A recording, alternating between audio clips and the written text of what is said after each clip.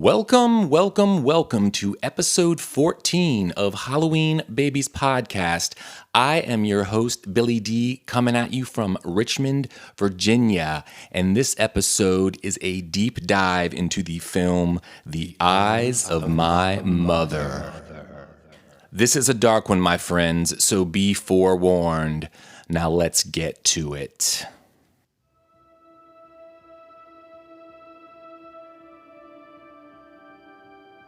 The Eyes of My Mother is written and directed by Nicolas Pesce, his feature film debut that was released on December 2nd, 2016. It's listed as a drama horror thriller with a runtime of 76 minutes.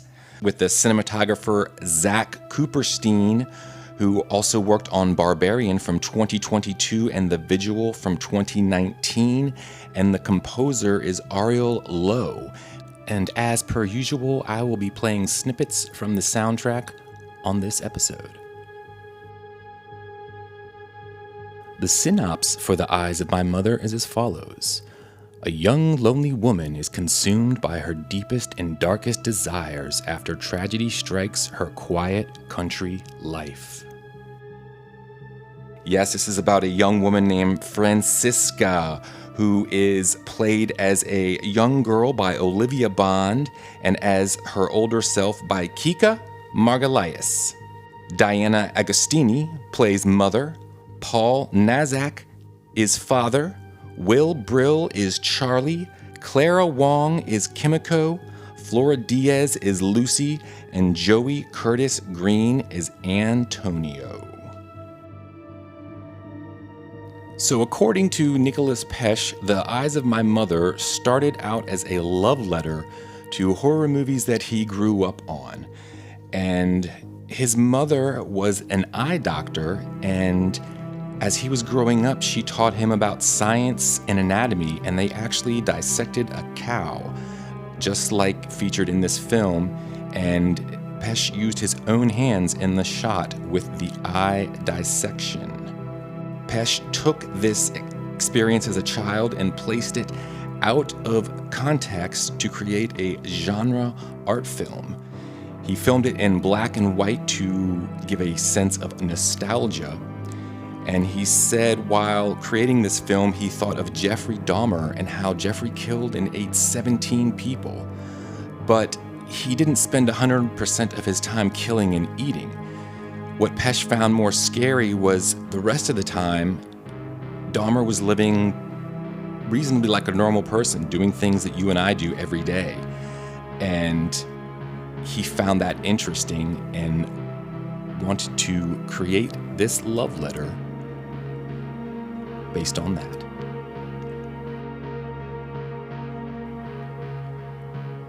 Pesce said he wanted the audience to feel at times sympathetic for our main character, Francisca, and for other times to be disgusted by her.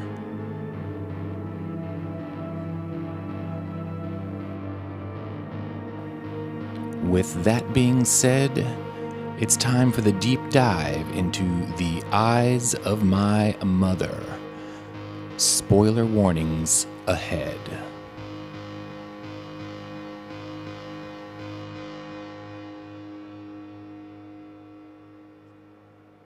The film opens with the camera looking out the window of a big rigged truck as it drives down a 2-lane road flanked by open fields with rolling hills of trees off in the distance. The truck radio is playing The Murder of the Lawson Family, a murder ballad recorded in 1930 by Walter Kidd Smith with the Carolina Buddies. The song refers to a family side which took place in Germantown, North Carolina on December 25th, 1929, in which a sharecropper, Charles Davis Dawson, murdered his wife and 6 of his 7 children. We hear the lyrics, "It was on last Christmas evening, a snow was on the ground, his home in North Carolina, where this murderer he was found. His name is Charlie Lawson, and he had a loving wife, but we'll never know what caused him to take his family's life." It was on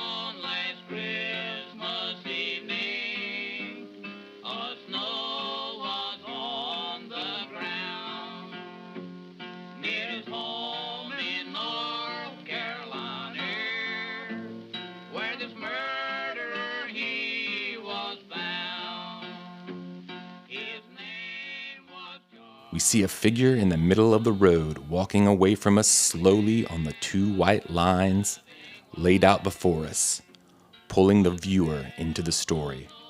The trucker honks his horn, and the startled figure turns toward us and falls to the ground. The trucker stops, and the camera stays in the cab as we see the trucker run down the road and check on the figure. We hear the lyrics, "They say he killed his wife at first, and the little ones did cry. Please, Papa, won't you spare our life, for it's so hard to die."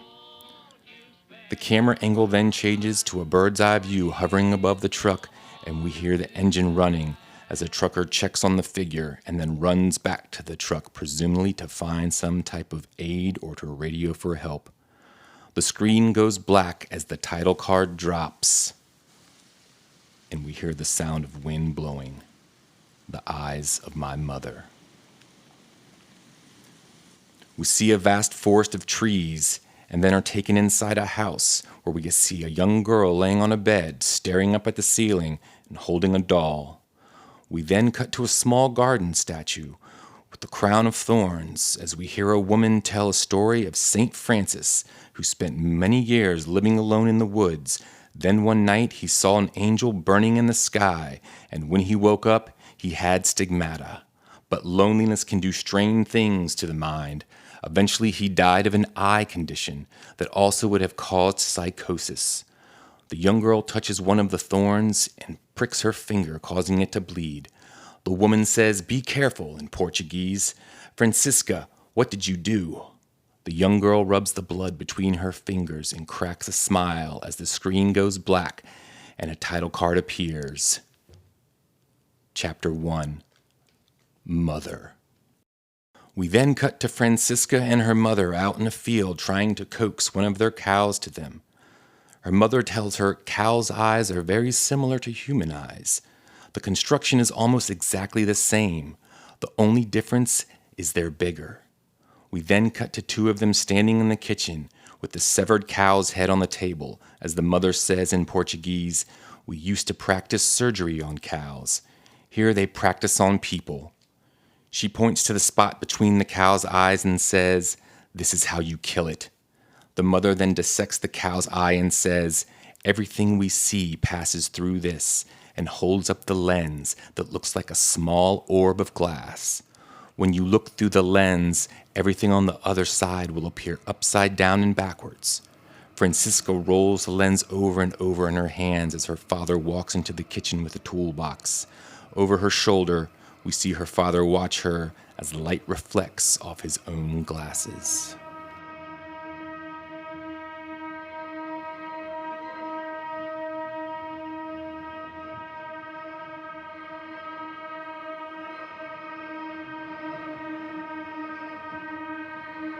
We then cut to Francisca playing with her doll in the front yard. A stranger comes into frame and stops to stare at her, and we hear him chuckling. We cut to the mother in the house looking out the window. She sees the man talking to Francisca and goes to investigate. The man says, "I was just getting to know your daughter. I'm Charlie." He asks her if her husband is home. She replies, "He'll be home any second now," and they aren't interested in whatever he is selling. He says he's not trying to sell her anything and politely asks to come in and use the restroom. We cut to the kitchen, and the man tells mother she has a lovely home, and she tells him where the bathroom is, through the living room to the right. He asks about the whereabouts of her husband again, and again she directs him to the bathroom. He approaches her and says, "Would you show me?" Ominous music begins to swell as the man says, "I think you should show me the way." Visibly shaken, the mother stands in silence. The man says, "Ma'am, I'm trying to be polite. Now we can try this one more time before I start to become unreasonable." She asks him to leave and that she doesn't quite know what he's planning. He chuckles and pulls a large revolver from his waistband and points it at her head. He says, "Hey there, Franny. I'm going to need you to sit over there on the chair and be real quiet for me. Can you do that for me?" Francisca complies. The man says to the mother, "Now why don't you be a good host and show me where that bathroom is?" "Well, all right now. Onwards and upwards." We cut to the passenger seat of a car as the father is returning home. He walks in to see the door open and Francisca sitting at the table. He asks, "Where's your mother?" She says, "I couldn't leave her." We hear the distant pounding and Charlie grunting. The father walks through the living room and opens the bathroom door, and we get a quick glimpse of Charlie bashing at mother's body in the tub, and blood is everywhere. We then cut back to Francisca at the table, a look of confused horror on her face as we hear a scuffle, glass shatter, and the ticking of the clock. We cut back to the father as he stands in the bathroom and looks down in shock. We then cut to Francisca sitting outside with her doll as she watches her father use a tarp to drag Charlie's unconscious body into the barn. We then cut to the father sitting on the couch drinking and smoking while the TV plays. The father seems to be deep into contemplation, and the dialogue from the television seems to reflect that. He's watching an episode of Bonanza titled The Avenger. We hear a man's voice, "Why did you mark the calendar towards this date?" And then a woman, "Look, I want this to happen. I don't want to see it happen." Then the man says, "It'll be over in a few minutes." The woman says, "I've got things to do."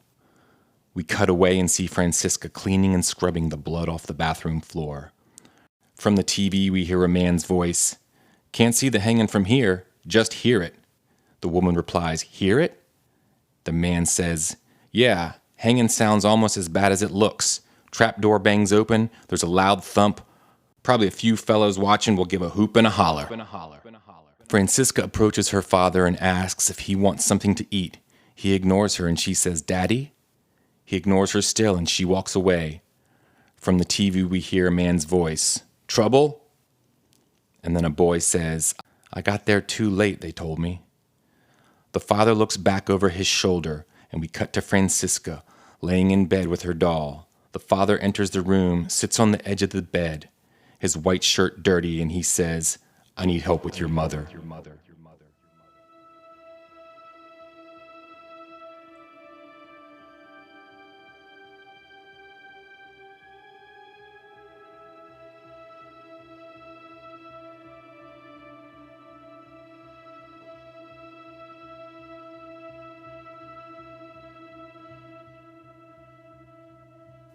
We cut to later that night outside, and Francisca holds a lantern while her father pushes a wheelbarrow containing his wife's body into the woods.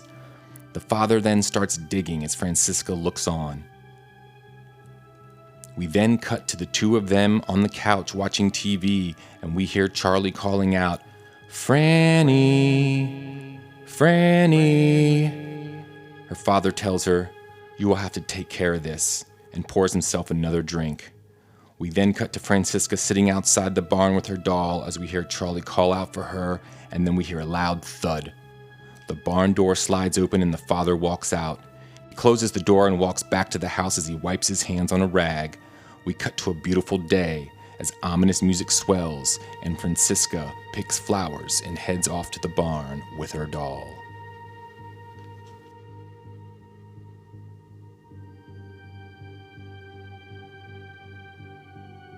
In the darkness of the barn, we see Charlie chained up and lying on the floor wearing only his underwear.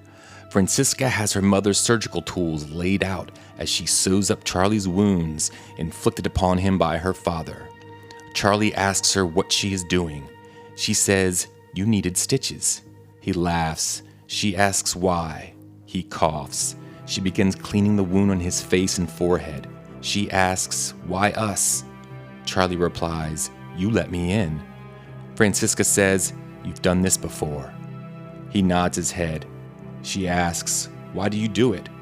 Charlie looks at her and says, "It feels amazing," and asks if she is going to kill him. She responds, "Why would I kill you? You're my only friend. I'm going to take care of you." Charlie asks, "What are you doing?" We then cut to Francisca standing over Charlie with her medical kit in her left hand and a bag containing Charlie's eyes in her right. She walks away and Charlie sits up and we see bandages over his eyes and neck. Francisca has taken his sight and his voice. She places his eyes in the fridge and washes her hands. She joins her father on the couch and says, "He won't be making any more noise." Then she says, "I love you, Daddy." Her father is unresponsive and just stares off at the TV screen.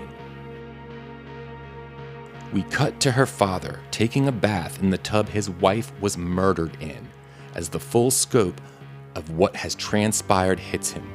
We then cut to the father and daughter laying in bed. Francisca appears to be asleep, but the father is wide awake, his eyelids fluttering aggressively as if trying to wipe away the atrocities they have witnessed.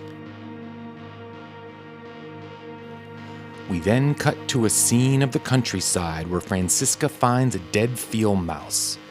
We watch her spoon feed Charlie as if she is a mama bird who found food for her baby. Charlie graciously gobbles up the mystery meat. We then cut to a shot of the father sitting at the kitchen table. We hear the slight scratch of a record player turning on, and music starts to play as Francisca pleads with him to dance with her, and he complies. The screen goes black, and a title card appears. Chapter 2, Father.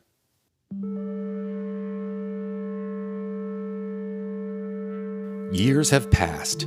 Francisca is now grown to a young woman and sits on the edge of the bed as her father lays in the bed as if sleeping, but is apparent he is dead. We cut to Francisca out in the fields feeding the cows and contemplating as she speaks to her mother. "I know you're here, Mom. I can feel you with me." We then watch as she performs household tasks, hanging laundry on the clothesline, scrubbing the floors, feeding and grooming Charlie, who is still bound and chained up in the barn. We then cut to Francisca at the table, praying before eating her dinner. It is questionable what the food on her plate is. She regards it with curiosity. Is this flesh from Charlie? Francisca has placed her father's dead body on the couch and covers him with a blanket, tucking him in and hugging him. We cut to her bathing her father in the bathtub as she tells him, "I miss you, Daddy. Now I have to be all alone, Daddy. I miss you so much. I don't want you to go. Why, Daddy? You're leaving me all alone. Why, Daddy? Why? Wake up." She begins crying and climbs into the tub and embraces her father's lifeless corpse.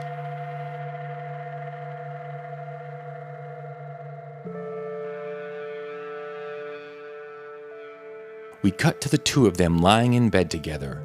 Francisca has dressed her father in his pajamas, and he is laying face up, eyes open, mouth slightly agape.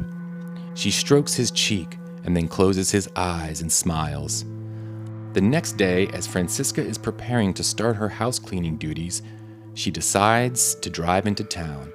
We see her start her father's car and then cut to a POV shot of the road in front of her as she drives at night and pulls up to a bar called Donna's Bar, where we hear music playing.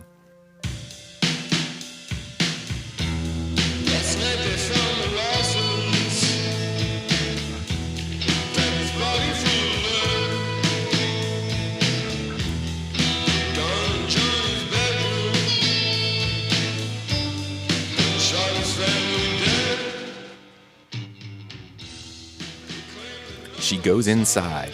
Francisca picks up a young woman named Kimiko and takes her back to her house. Kimiko seems nervous and asks a bunch of get-to-know-you type questions. She thinks this is about to be a casual hookup, but Francisca responds with short, non-descriptive answers and sits on the couch. Kimiko asks more questions, and Francisca tells her about her mother and how she was an eye surgeon in Portugal and how they used to do dissections together when she was little. She remembers being fascinated by how the inside of the body looked. Kimiko starts stroking Francisca's hands and asks what happened to her mother. Francisca responds with, "Someone killed her. Someone killed her. Someone killed her."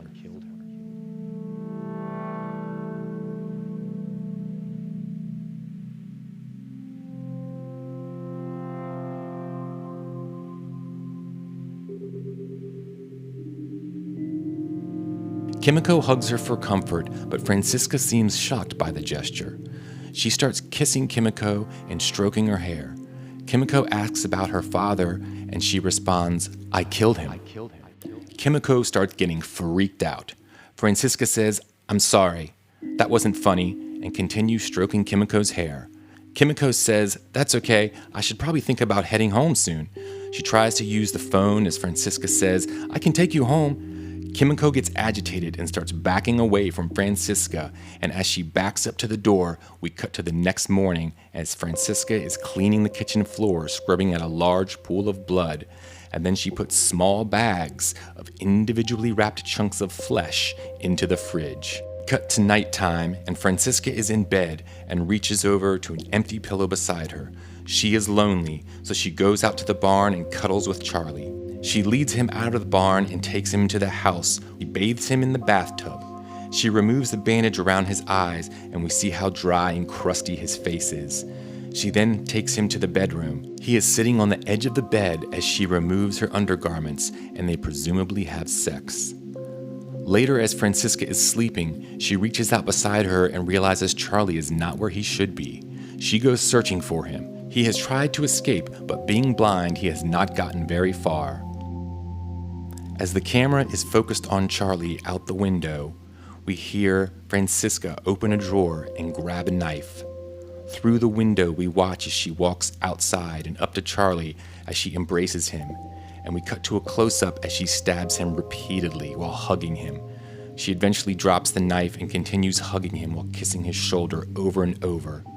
She says, "You were right. It feels amazing."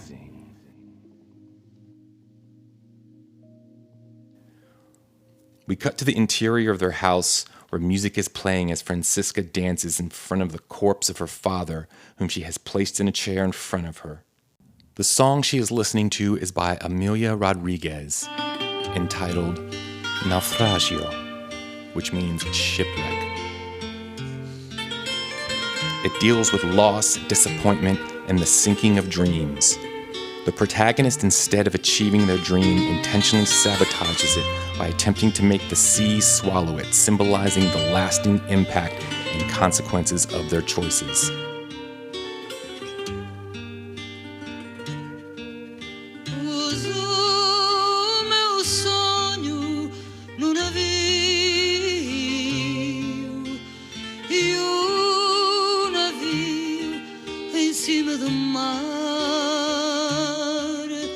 Depois abri o mar com as mãos para o meu sonho naufragar.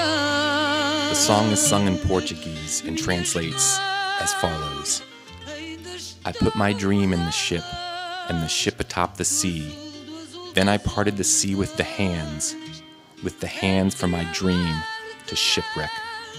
My hands are still wet from the blueness of the waves, ajar, and the colors that run from my fingers, colors the desert sands. The wind coming from far away. The night bows itself from the cold. Beneath the water, my dream goes on dying. It goes on dying from inside the ship. I will cry as much as I need to make it so that the sea grows and the ship reaches the bottom and my dream disappears. We then cut to Francisca cutting up a body as she takes a ring from the corpse and puts it on her finger. She pulls all her trophies from out of the fridge and places them on the table while drinking a glass of wine, blood, who's to say? She says in Portuguese, "Now he'll always be with you. Mom, take care of Daddy." We cut to outside as Francisca is using an axe to cut up a body as she throws the parts into a large fire. She starts talking to herself in Portuguese while crying. "What am I going to do? I can't be alone anymore. Please, Mother, help me. What am I going to do?" We cut to the morning as we see Francisca has slept in the woods. She wakes up to the chirping of birds and looks around. She walks out of the woods to a road. A truck drives by, she waves it down. It stops and she gets in. The screen goes black and a title card appears. Chapter 3, Family.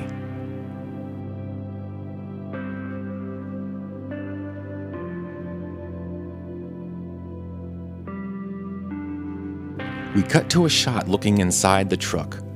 The driver, Lucy, has her young baby in a car seat while Francisca looks at the baby with awe and excitement. Lucy drops Francisca off at her house.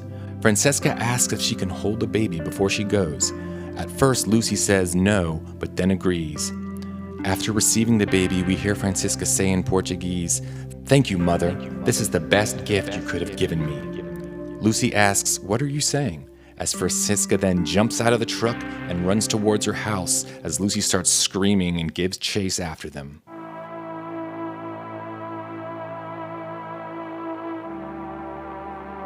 Lucy follows her baby's cries up to the bedroom where she finds her baby alone on the bed.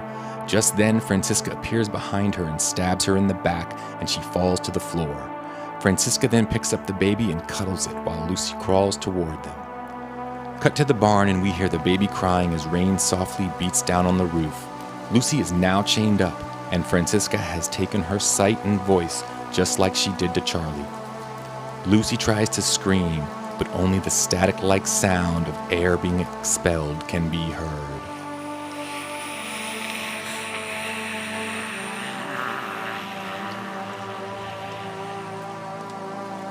We cut to Francisca walking outside the barn with the baby as she says, "I won't let anything happen to you." We then cut to Lucy as she is reaching out and realizing the situation she is now in.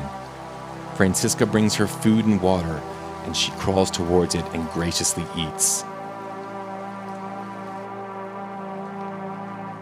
We cut to a little boy watching out the window as we see Francisca walking out of the barn. It is apparent many, many years have now passed. Francisca has named the little boy Antonio and raised him as her own. She calls him to dinner.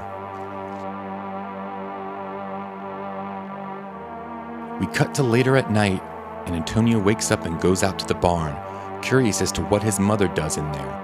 He opens the barn door and makes his way to where he finds a shadowy chained figure who turns towards him and tries to scream as she reaches out, crawling towards the sound of his footsteps.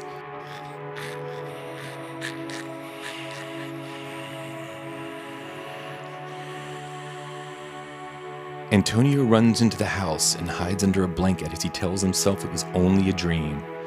We cut to Lucy cowering on the floor as Francisca brings her food and water. As Francisca leaves the barn and opens the door, she sees Antonio standing there, and he asks in Portuguese, "Mom, who is that?" "What?" she says. "There's a person in there," he responds. "Did you go in the barn?" she asks. "I told you never to go into the barn," Francisca responds. We see as Lucy listens in and slowly realizes that this voice might belong to her son. We cut to Francisca sitting at the table praying, asking her mother to tell her what to do. We cut to later at night, and Francisca is putting Antonio to bed, telling him, "Everything I do is for you. I just want us to be together. I would do anything to be with you. I would do anything to be with you." Later that night, someone goes out into the barn and unlocks Lucy. Realizing this is her son, she worries about her appearance and tries to primp herself up to appear less scary to him. We watch as Antonio runs back into the house and Lucy begins to exit the barn. The next morning, Francisca goes out into the barn, noticing the door is open. She enters, and we soon hear her scream. Cut to Lucy walking slowly down the middle of the road, and we are back to the beginning of the film. The truck driver finds her and rescues her. We cut to later that night at the house, and we hear Francisca speaking.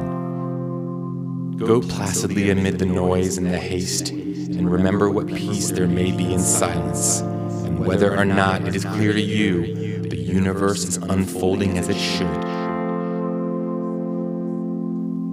We see she is tucking Antonio into bed. She looks to her left and sees her reflection in a mirror. We cut to her outside digging up her mother as she cradles her bones and says, "Mother, I miss you so much. I wanted to make you proud. I wish you could meet Antonio. He's perfect. I just wanted us all to be together again." As Francisca exits the forest and heads back home, she sees several cars pulling up to her house. She runs inside and wakes up Antonio saying, You know how much I love you, right? Whatever you learn, don't let it change how you feel about me, okay? We hear pounding on the door and demands of open up, it's the police.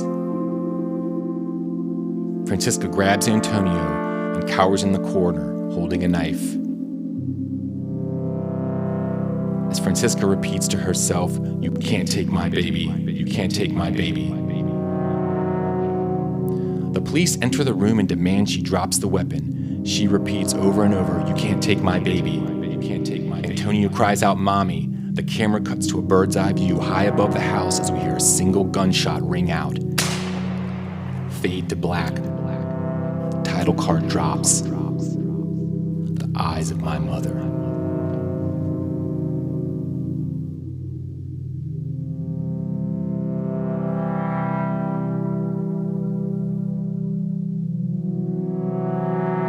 So a little girl raised in isolation who relies on her mother to teach her and show her how the world works loses that guidance at a young age, and then her father shuts down and checks out. When he dies, what is Francisca left with? What tools are at her disposal to help navigate the world? After her mother is murdered, she doesn't burn with rage or revenge, but curiosity. She knows her father wants Charlie to be quiet, so she takes his voice. She wants to know why Charlie did what he did, so she takes his eyes to see how he sees. We watch as she is trying to create a paradigm of her own human condition, fueled by curiosity that eventually leads her to consume the flesh and blood of others. Is this her form of communion? We know she yearns for the love of her mother, but that is gone. Then her father is gone. Francisca tries to build a family of her own, and for a time she succeeds. But she obtains this feeling of family through gruesome, disturbing, and violent means. By doing so, she sabotages the achievement of this dream because what she sees as a dream come true for herself is in reality a nightmare for whoever crosses her path. She is not so much a monster as she is an ignorant, broken vessel full of confusion and loneliness. This allows us to feel for her while also being disgusted by her actions.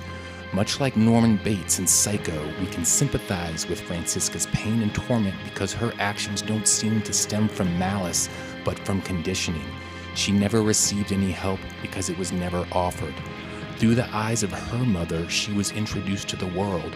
Unfortunately, that viewpoint was cursed to be upside down and backwards. And as familial trauma trickles down, it is now passed on to Antonio. The eyes of his natural mother were stolen, and Francisca gave him new lenses to look through. Her lenses, her eyes, the eyes of the only mother he has ever known. But now she is gone, and the dream goes on dying and disappears. I am giving The Eyes of My Mother an 8 out of 10, and I highly recommend it. It's a beautifully shot, black and white, disturbing slice of life with a strong performance by Kika Magalhaes. Nicolas Pesce has delivered a surprisingly powerful yet nuanced horror film, and I would also recommend his 2019 horror mystery thriller, Piercing.